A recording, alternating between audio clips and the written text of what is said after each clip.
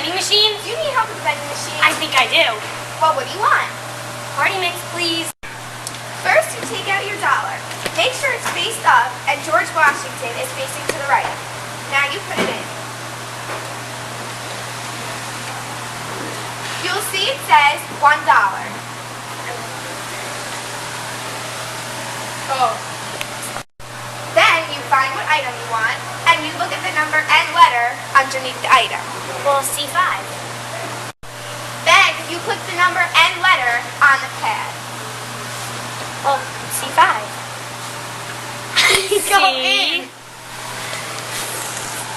Don't understand 5. Only click the C.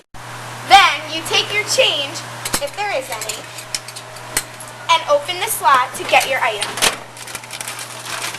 Yummy, yum. Then you open the bag and enjoy your delicious treat.